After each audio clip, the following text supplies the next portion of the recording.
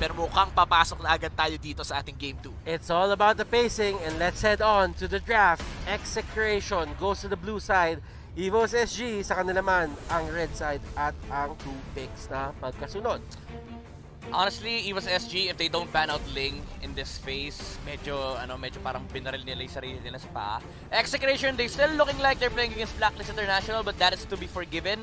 Knowing na, again, Evos SG adapted a lot. Uy, kita tayo sa screen ko. Uy, pero bakit sa atin nanonood si SG?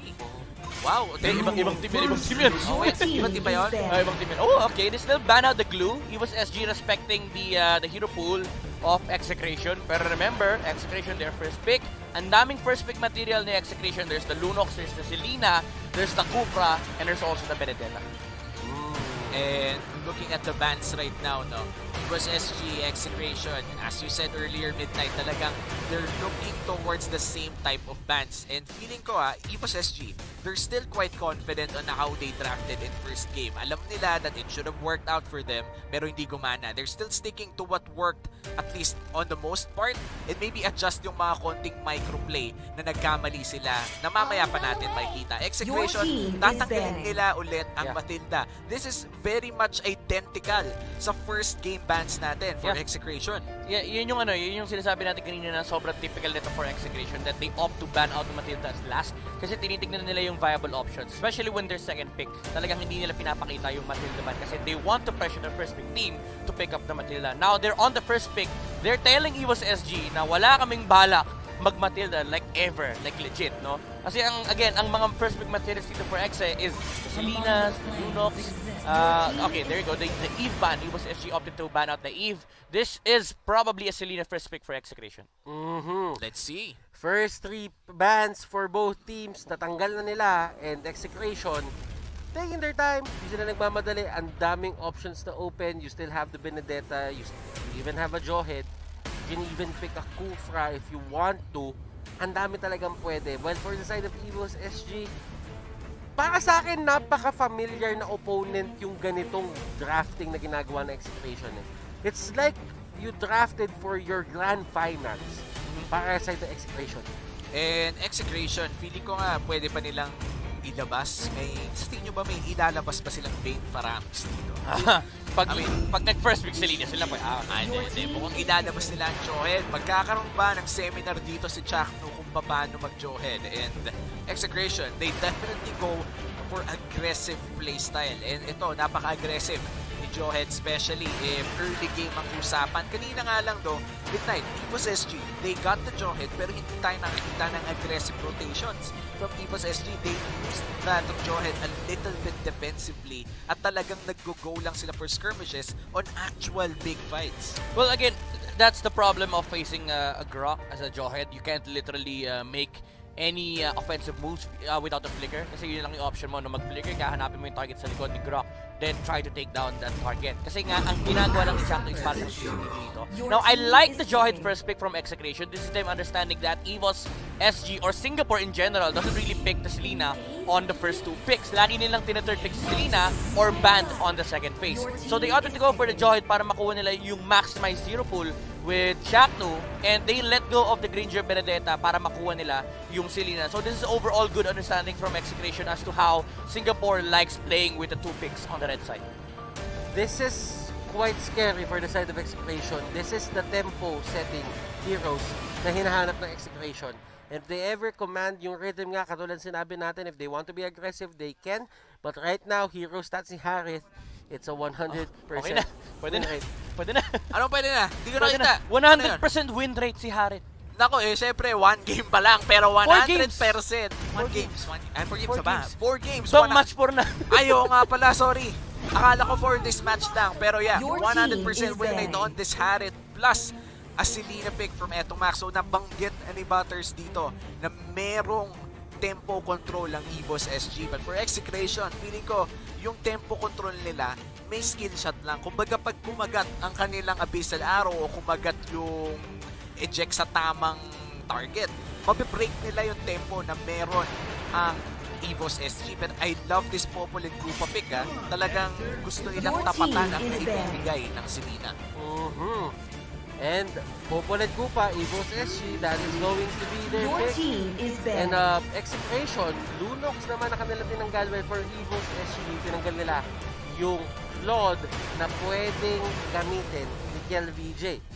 Actually, I like the Popper and Copa pickup from Evos SG. There's no Farsa potential anymore, as they already saw the Selena and Harith. Now you have to take out the Lancelot of KLVJ. Even if it's not the best assassin that Execration has played, it's really good against the lineup of Evos SG. Yung Popper and Koopa, Benedetta, and Granger, napakahirap labanan ng Lancelot if you have these three heroes. Unless they're willing to let go of the Lancelot and pick up something on the sideline, like for example, the Parats.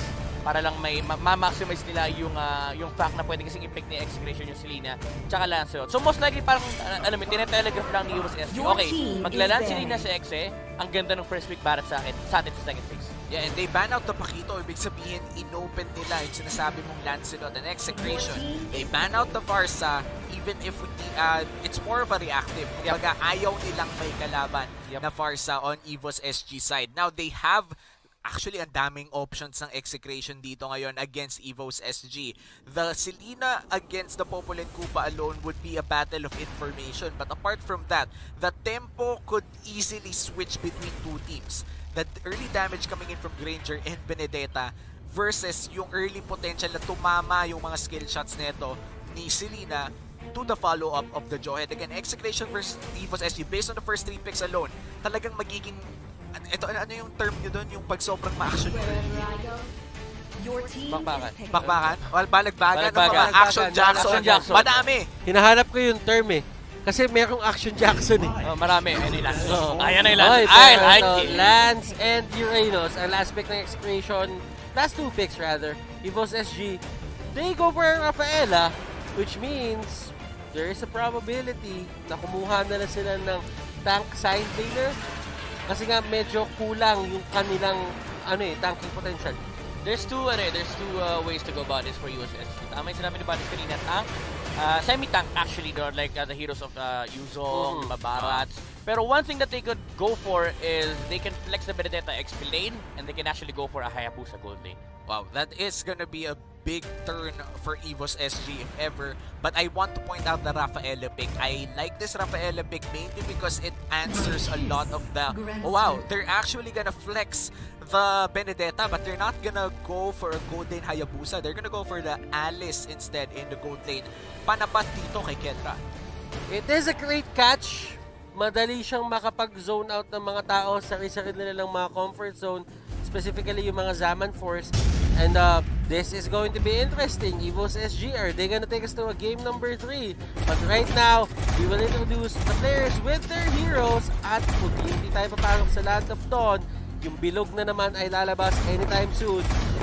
Nasaan yung sound effect? Hindi nyo naman ginawa eh. Ba't yung sa akin inaasa lahat? Ay, pasensya na kapatid. Papasok na tayo sa ating game number Ano yan? 2. Ako na play-by-play, ako pa sound effects? Siyempre. Siyempre, kaya ka nga alam mo, dagdag bayad yun. Dagdag 500 per game. 500 per sound Okay, effect. pero mamaya na tayo sa sound effects. Let's head out to the Celestial Palace for game number 2 ng Evos SG versus Execration. And at I think this is standard rotations coming in for the side of Evos SG. Medyo gusto lang nilang maging safe, kumbaga. Tinitikitan na nila si Granger. Alam nila kung ano nangyari ng game 1. Yeah, you know what? Honestly, I would have preferred the Esmeralda pick for Evos SG over the Alice. Kasi gets ko yung idea. You're against Uranus, pero you're also against a Harem. Medyo losing match na kagad yun for Evos SG. Esmeralda was the perfect pick if they want to go that route, no? Yung mage side lane na kaya lumaban against Execration. But then again, what Alice provides for Evos SG is the constant lane pressure and the mobility factor of the hero. Something that is really important against the likes of Selena's, Lancelot, even against the Johan. And Evos SG right now, girl, mukhang babagsak pero very low HP lang pala. Good thing there's a Purify doon just to bail himself out. Pero kasi ang papansin mo dito for Evos SG, dalawang Purify na nila ang down. And this is gonna be big for Execration dahil ang first turtle natin ay magsuspawn ng 35 seconds from now at medyo malayo pa ang cooldown ng Purifies na yun. It's gonna be a big advantage for Execration. Kenra, confidence showing already with that TP. Binabawian no kaninong game 1. Pinatay mo ako.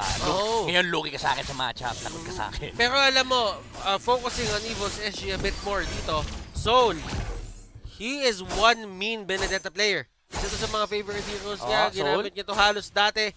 But Soul will just try to get away. Ayaw niya makipagsuntukan. Medyo mas mahaba kasi yung espada ni KillVJ ngayon. Medyo mas masakit. Level 4 na rin ang Lancelot na yun against sa level 3 Benedetta. So medyo egol talaga. They don't want to go for that fight. Pero Turtle bilis bumagsak. Mabilis talaga bumagsak, men. Pero yun, hindi mabilis ang hindi mabilis. Well, mabilis. Mabilis yung sa pagbagsak sobrang doon. bilis nga, akala mo hindi na mabilis. Oo, sa sobrang bilis, akala ko hindi na mabilis. Tama yan. But, kill BJ. Turtle Nakuha na niya yung turtle, pero hindi natin nakikita yung sa baba. So, isipin nyo na lang, siya yung nakakuha niya. Oo nga, and that gives Execration a big gold lead, at least for the early game. First Blood plus Turtle, that's an immediate 800 gold lead para sa Execration. Ano kayong gagawin nila dito sa tempo na sila yung nag-start? Kumbaga sila yung naglapag ng unang paa sa sayaw na mangyayari in this game. And tignan mo yung pwesto dito na Execration, doon sa mapa ng Evos SG, masyado silang tapak dito sa may mismong gitna na ng tier 2 at tier 3 turrets. Gusto pumunta Singapore na rin siya. Nako, baka nga nasa Poland na dong, papasok na dun sa inhibitor. Ano gusto pumunta? Di ba nasa Singapore naman? Oo nga pala. Tama naman. Anyway, dito sa Execration for the Lancelot na. Again, sabi mo kanina na sila yung unang umapak dito sa dance floor ng Execration. They have a Selena, so they can get they can take resources much faster compared to Evos SG, and they're also playing Lancelot. As a Lancelot in a game, you'd want to establish at least 1,000 gold lead. Then you start taking up the resources of the enemy kasi kailangan leading ka talaga against the enemy para ma-burst on mo yung mga targets na gusto nyo patayin. And si Soul ang magiging target sa may kabila, but Kelra still alive! Oh, wow! Grabe yun. Ang galing ni Kelra dito, humanap ng lusot doon sa rotation ng 4 na tao. Evos SG, 4 yun. 4 na tao ang iniwasan ni Kelra, pero they're gonna go for the third instead at mukhang wala na magagawang Execration. Joke lang! Naubusan ng minion. Naubusan ng minion indeed. Potato. They might just actually give this up kasi nandito si Chaknu. Yeah. Ayaw nila pahuli pa. And si Pokemon dito. Oh! Naman, unstoppable force. Panis! Pero look at that arrow. Connection. Chak to max. Nako, it's gonna be another Pokemon na nahuli. Game 2 na, Garakachemol pa rin, Butters. Garakachemol, Kelra. Wala na siyang torre dito, pero he seems to be happy kasi nakakuha siya ng isang kill and never pa siya natitake down kahit may 4-man rotation na naganap. And speaking of 4-man rotations, nakaganti naman ang Execration doon sa taas. Actually habang nangyayari yung 4-man rotation, nagkaroon ng cross-map play si Execration, sila pa nakakuha ng kill. It's a third for a kill at mukhang Turtle pa nga mag-secure ng Execration dito unless may steal na magagana, pero Lancelot yan at truthful na. Napakahirap agawan yan. Thorn Rose, Retribution, lahat ng klase ng burst damage na gusto mong makita, pwede niya ibigay at kaya niya tansyahin yun. Depende sa kanyang damage output. And so, hindi niya kinakaya si Renjo dito. Oo, kumbaga parang Exorcist, binato pa nga si Pokemon, Garakachemol na naman. At eto si Pokemon na naman ang pinaka-target, pero hindi nga siya tutumba. And speaking of tutumba, at mukhang tutumba dito si Soul, pero grabe ang damage, Phantom Execution in! And girl, Potato, Kiel. sila ang target dito ni Kiel, pero Kiel forced to go out. Grabe yung ruta niya doon. Grabe yung ruta niya doon. Nakita mo ba yun? Oo, para naka-GPS to. Naka-GPS. Lumiko pagdating sa ganyan. Never ka pwedeng mawala. Sabi sa kanya ng GPS niya doon, pagka-dash mo kay pagka-dash mo doon kay Pokemon, turn left. Tapos, turn right. Si Chaknu, nakahuli ng isang member dito. Soul goes down, Pokemon goes down, and KLVJ wants more! Definitely wants more! And kinagat siya ni Kichudog. Masyadong mabilis, palibasa, naka-smart 5G. Sobrang bilis talaga ng pasok doon ni Kuya Mukian VJ, pero nakagat Kumbaga, alam mo yung pag tumakbo ka ng mabilis sa aso, mas nalo kang hahabulin. Pero sa side track ko lang kayo, sinolo kill ni Ento Max si Soul sa top. Oo nga eh. Nako, alam mo tama, alam mo pag-usapan natin yan. Sinolo kill nung Selena, yung Benedetta. Gaano ka kalupit para magawa mo yun? At yung Enjo dito, naiwasan lahat ng bullets. Pero yung last bullet pala ay tatama pa rin. Nagantay si Potato na mahawakan ng Alice para straight line. Hindi niya kailangan mag-isip kung saan niya itapon. Kung yun yung tipo na pag hindi pa tumama, kasalanan mo na yun. Wala nang slow, na-snare pa nga, and Potato, he lands all of the bullets at mukhang papasukin dito si BJ. Battle execution in! At gusto niya lang talaga mag-take down nung ganong mga minions. Pero, wow, Evos, JPL, tatakbo lang sila. And it seems to me na mas magiging maganda para sa kanila yung pag-take down ng turrets at pag-control ng mapa. Yeah. Again, bumabalik tayo sa signature playstyle ni Evos SG, yung constant pressure sa objectives. And this is where you start seeing the benefits of having an Alice. Kahit hindi ganun kaganda yung start niya sa laning stage, the presence, no, yung threat, na kapag nag-objective sila, may isang hero na pwedeng biglaang pumasok against Execration. And Jack2 going in, ladies and gentlemen.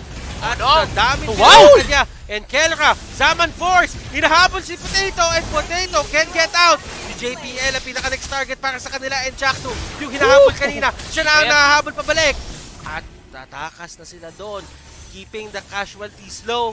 Nawala man sa kanila si Etomax, pero nakuha. Isa pa!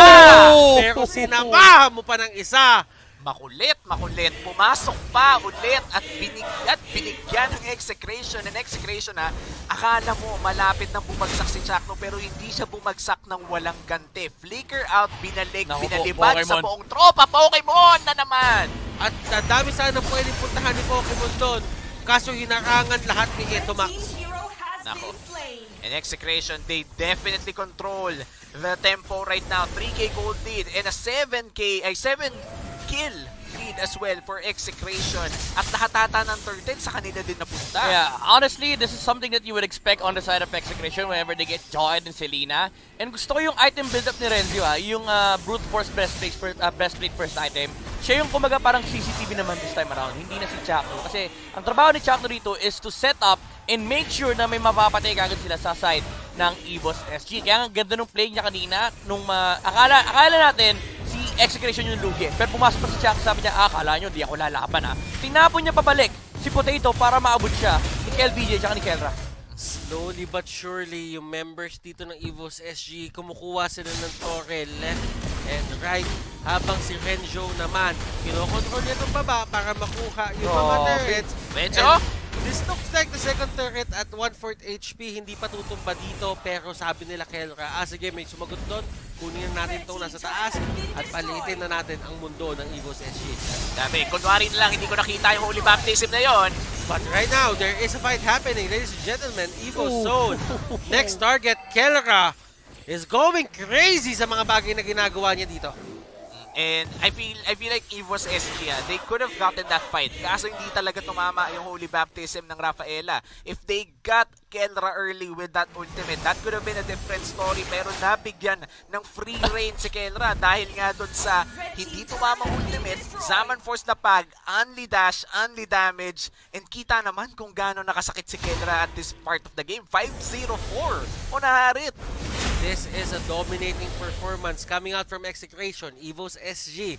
Considering na sobrang ganda ng start nila, it seems to me na hindi talaga nila mahawakan yung kalamangan na meron sila pagdating sa early game papuntang mid game. Yeah, medyo nakikita din kasi natin yung playstyle ng Evos SG. They're really Oy, not good. tinamaan na naman!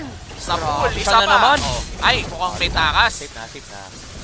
Efas siya doon, efas siya. Pero muntikan na naman ni Renzo. Makatakas kaya siya dito. Final bullet pa tumama. But still, fact remains, kahit ma-take down yung si Renzo, there is still pressure on other sides of the map. And mapapansin ninyo, it takes a lot of resources. Ang daming resources na nasasayang kapag tinitake down mo ang isang Uranus at full HP. Yeah.